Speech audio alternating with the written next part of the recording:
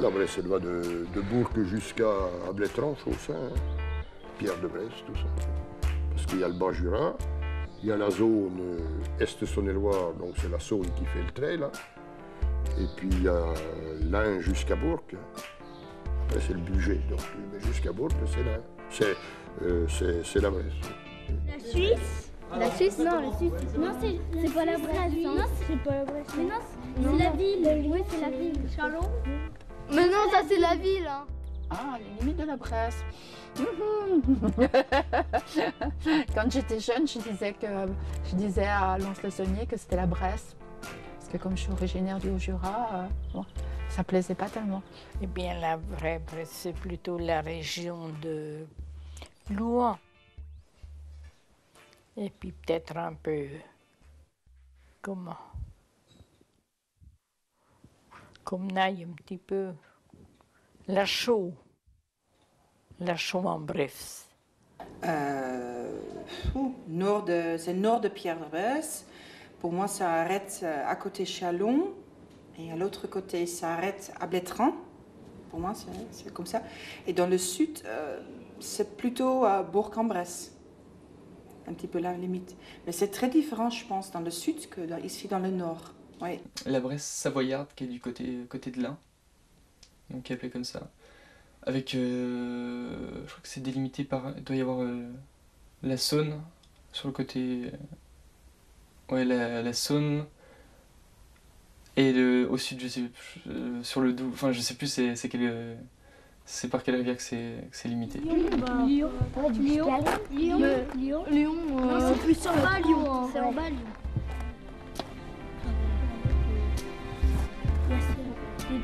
La Bresse, c'est trois régions.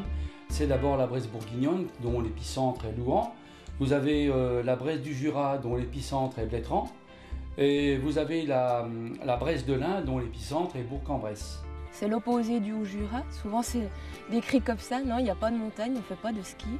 C'est un pays plat avec des étangs. Et puis, aux gens qui connaissent un peu plus, on essaye en fait de... Comment dire? D'aller contre leur représentation. Non, il n'y a pas que du brouillard en Bresse. Voilà. Oh, qu'est-ce qui t'arrive, garçon? Je suis en retard. T'es bien en retard, là. Qu'est-ce que tu fais, là? Je suis venu pour les limites. Oh, t'as venu mettre les limites de la Bresse. C'est toi qui mets les limites de la Bresse. Puis ils t'ont dit qu'elles étaient où, les limites de la Bresse? Là? Oh, non, il faut... Non, recule, grand, recule. Nous, on est une petite Bresse jurassienne, un petit peu... C'est pas intime, c'est des petites maisons, c'est un monde un petit peu labyrinthique, comme ça. Alors qu'il y a les Bresses de l'Ain, c'était des grosses fermes. C'était déjà des plus grosses exploitations. Ouais. Non, recule là, tu vois? Si. Le pignon de l'ancienne ferme, là, voilà, tu vois, le pignon. Il y a des endroits, je trouve que c'est beau, la nature, quand même. Et puis, c'est assez calme par rapport à la ville, donc c'est ça qui me plaît aussi. Eh bien, tu te mets de l'autre côté de la route dans l'alignement, parce que le chemin, il appartient pas à la Bresse, là. Il y a des champs, on peut planter des maïs, il y a des agriculteurs, on peut faire ce qu'on veut, on peut aller à la pêche. Là?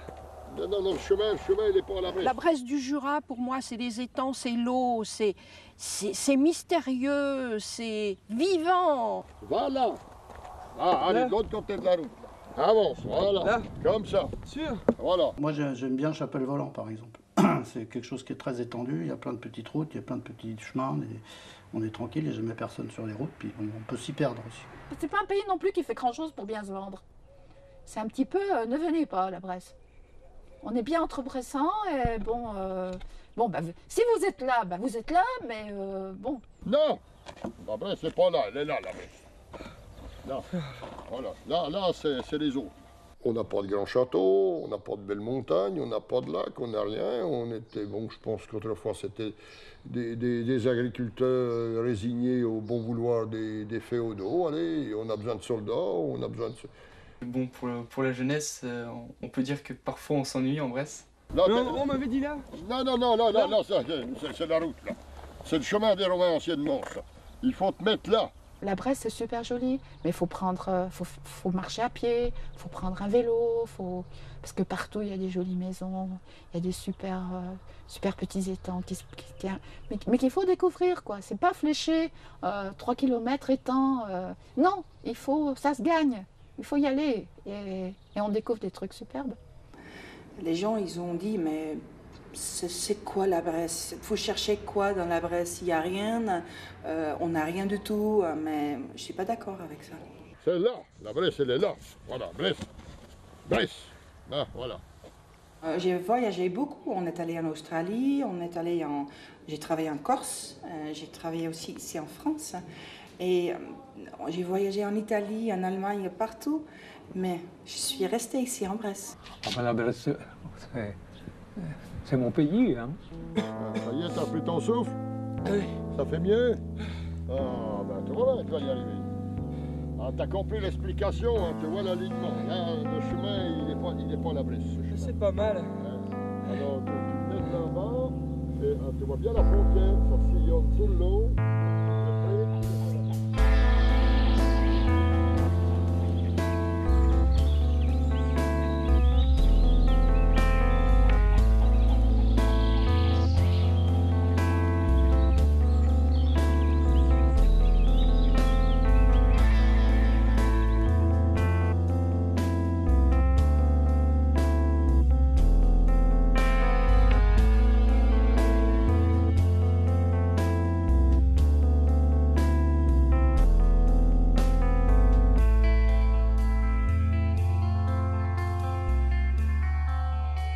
On dit qu'ils ont enfermé, mais moi je pense qu'ils sont très accueillants, les gens, quand même.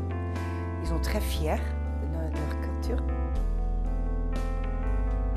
Moi je dirais qu'un Bressan c'est quelqu'un qui aime sa terre, quoi. Tout simplement, sa terre, son pays, voilà, qui se retrouve, voilà, qui est bien chez lui, qui ne cherche pas à partir en vacances. Être Bressan, c'est à mon avis comme être berrichon, comme être alsacien, comme être... je sais pas moi, être breton. Ils mangent du poulet. Ils traînent les vaches, ils vont à la chasse, ils vont pêcher les poissons. Ils ont c'est pas comme à la ville, ils ont des accents des fois, il y en a des. Je ne pense pas qu'il y ait quelque chose qui le caractérise vraiment. On peut être de la Bresse dans l'âme ou simplement de passage en Bresse pour plus ou moins longtemps. On est Bressan quand on est né en Bresse ou d'une famille qui a toujours vécu en Bresse. Tu vois. Je ne suis pas Bressan, mais ça ne m'empêche pas d'adorer la Bresse et les Bressans sont très sympathiques aussi. Il dit qu'il n'est pas Bressan, mais il est plus Bressan qu'un Bressan. Moi, je me sens assez bressane parce que mes parents sont bressans. Moi, j'ai toujours grandi en Bresse, donc je me sens un peu comme chez moi. Ils élèvent des vaches pour les manger. Chacun chez nous, notre petit chez nous, et puis on va bien voir l'autre. Hein, et puis je vais être méchant aujourd'hui, mais si l'autre ça marche pas, c'est encore bien mieux. Voilà, on progresse pas. Mais c'est comme ça. La gentillesse des Bresse. Hein? Non mais, ils sont quand même accueillants. Il y a un esprit d'entraide, un respect de la nature et puis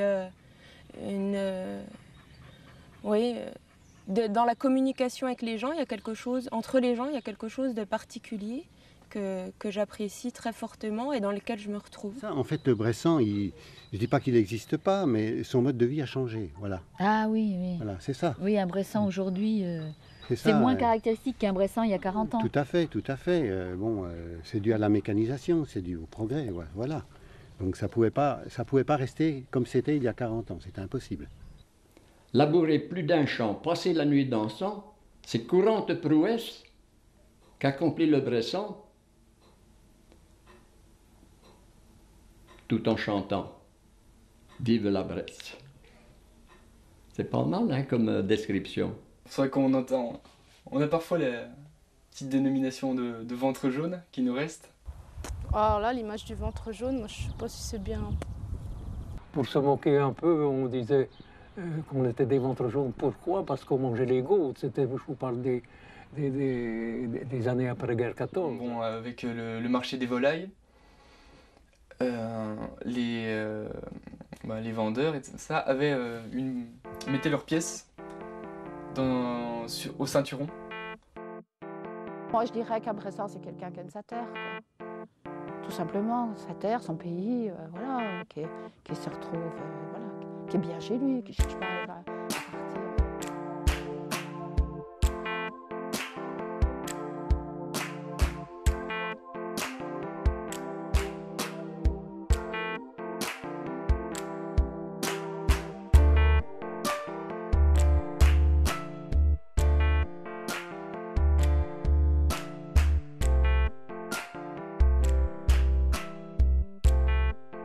C'est une unité géologique parce qu'on a un sous-sol argileux, puis dessus une petite pellicule de limon.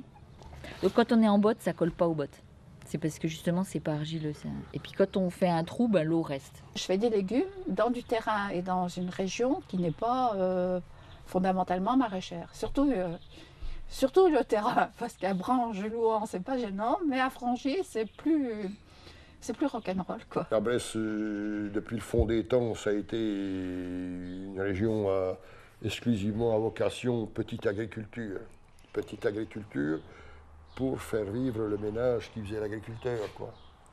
Alors, bien entendu, pour faire 4 sous, il fallait vendre de la basse-cour ou quelques animaux, et parfois faire de la production pour vendre aussi. Un éleveur de volailles de Bresse, par exemple dans l'Ain, c'est vraiment des fous de volailles de Bresse. Et quand ils nous regardent et puis qu'ils nous disent mais vous n'êtes même pas originaire de Bresse, puis vous arrivez à faire ça, alors là c'est...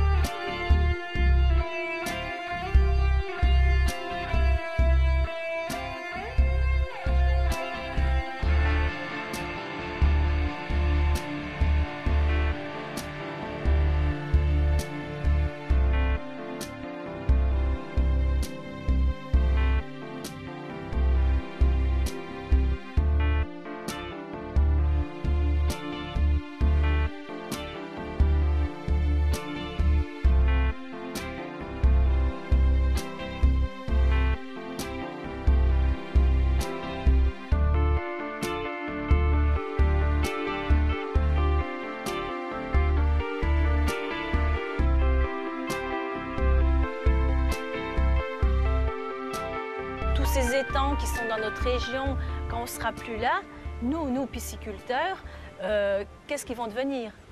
Est-ce qu'ils vont devenir des marécages? Est-ce qu'ils vont être boisés? Ils vont être à l'abandon?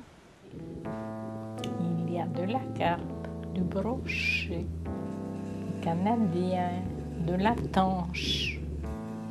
Eh ben, c'est tout bien bon. On ne va pas manger des fraises d'Espagne en ce moment, surtout pas, hein. Ça c'est interdit. Hein.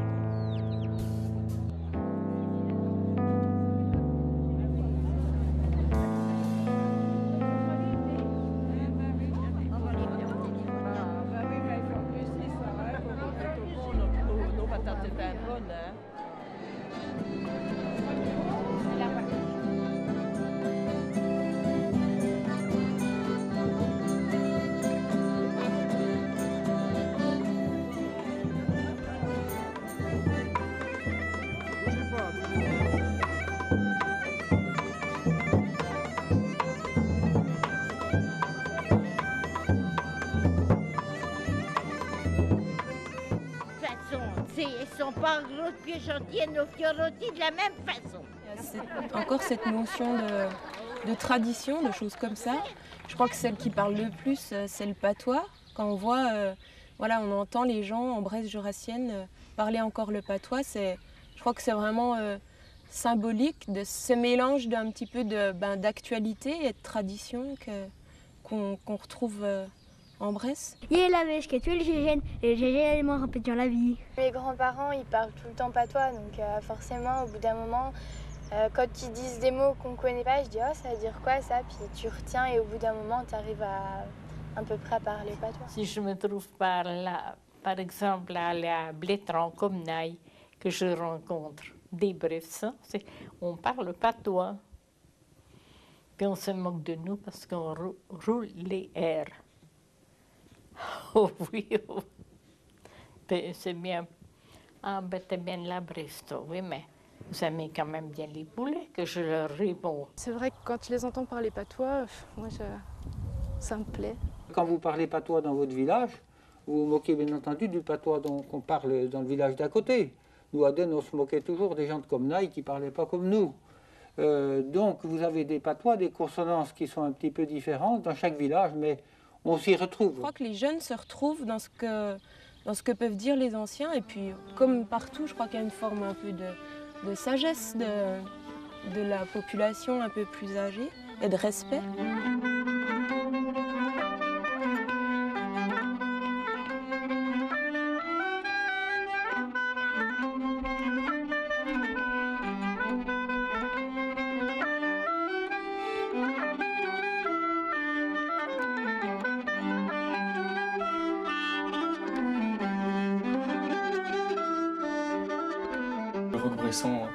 Peut valoir largement les autres rocs qui seront présents une fois que ça sera mis sur le devant de la scène, il n'y a pas de souci.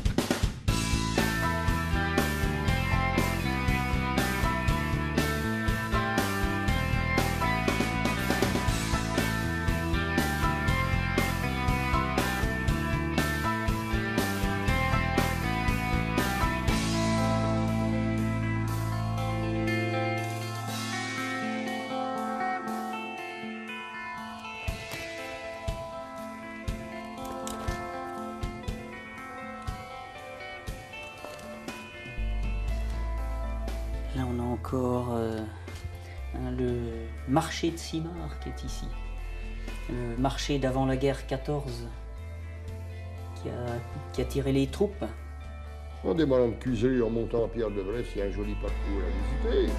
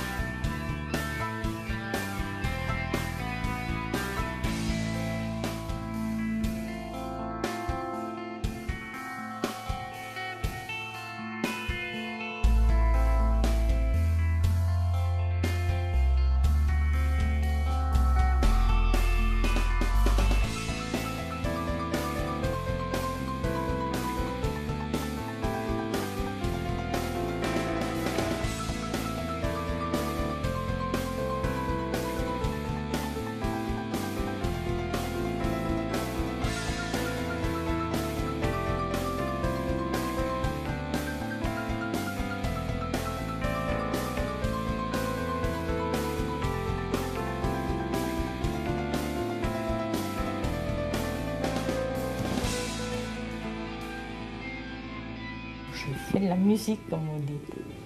J'accompagnais les messes, même les vêpres, les deux fêtes.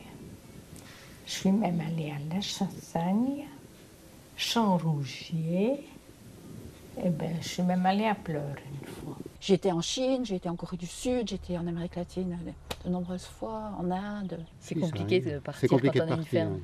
Avec des poussins en C'est place. le sujet etc. délicat. Il vaut mieux pas aborder comme ça. Donc si, on part un petit peu de temps en temps. On arrive en gare, on y va, revoir le frère. On est en avance un poil, non? On est dans les temps. Il doit passer normalement à 22h41. Je vais appeler le poste d'aiguillage de Saint-Amour, le PRCI, pour savoir si notre rapide est bien à l'heure. Quand il y avait tant de communication, moi je me rappelle quand on avait l'autorail, on pouvait aller 3 fois par jour à Lons. Et moi j'ai fait ça bien des fois pour aller chez le dentiste à Blétran. C'était bien, alors que maintenant je crois qu'il n'y a pas grand-chose.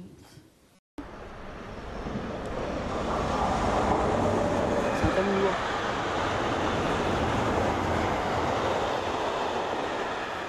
Saint-Amour.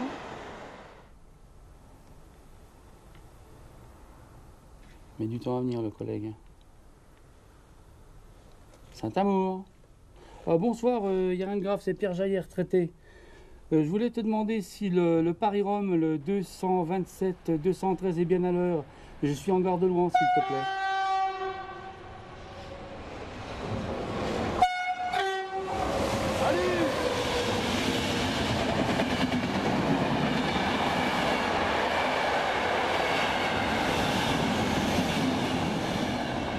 Il y a beaucoup de gens qui reviennent finalement. Et j'espère que mes enfants ils vont peut-être revenir. Il y a une qui a déjà dit que je ne vais pas rester ici, mais je reviens de temps en temps. Ma maison est plein à pied, hein. Je vais finir ici. Hein. Ouais. Je me vois vieillir dans ma maison, oui. Ouais. Ça serait bien de pouvoir maintenir, ça serait bien qu'il y ait d'autres jeunes qui viennent s'installer dans la pisciculture. L'avenir de la Bresse, c'est comme ailleurs. Les jeunes sont obligés de trouver du travail, de partir. Il y a quelque chose à jouer, parce que bon, les petits villages, vous les avez traversés, vous voyez bien comment ils sont, ces petits villages. Hein. Il y a quelques endroits encore qui ont un mouvement. J'ai toujours grandi là, c'est là que pour l'instant, j'ai beaucoup de souvenirs ici, donc moi, ça me plairait beaucoup de rester ici pour vivre. Enfin, quitte à aller en ville faire quelques études, mais par contre, revenir ici plus tard. Agriculteur céréalier. Moi, j'ai fait travail public. J'ai travaillé à Vétérinaire. Prof d'art plastique. Vétérinaire. Maîtresse. Vendeuse de vêtements. Coiffeuse. Nounou. Travaux publics. Policier. On a quoi, une gendarmerie?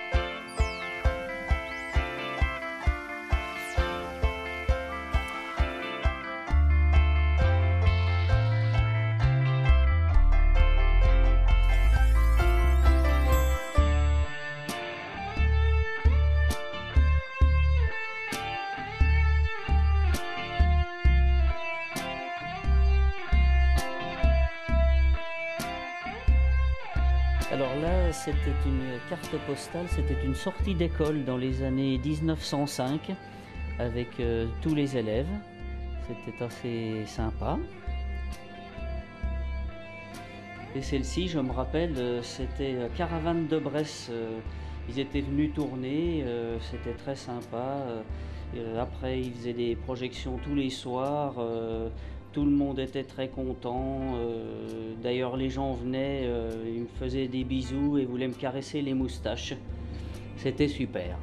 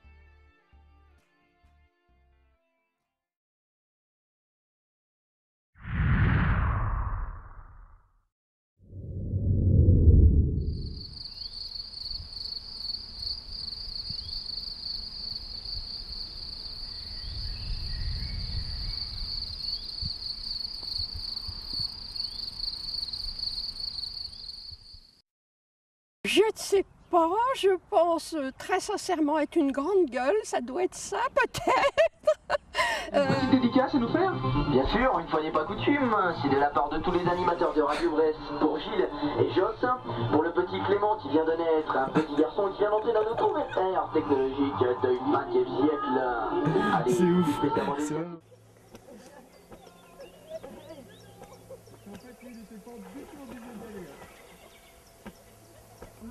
Ça va les gars? Ça va, Imhotep. À la limite, ceux à qui j'ai dit de discuter, vous vous trouvez.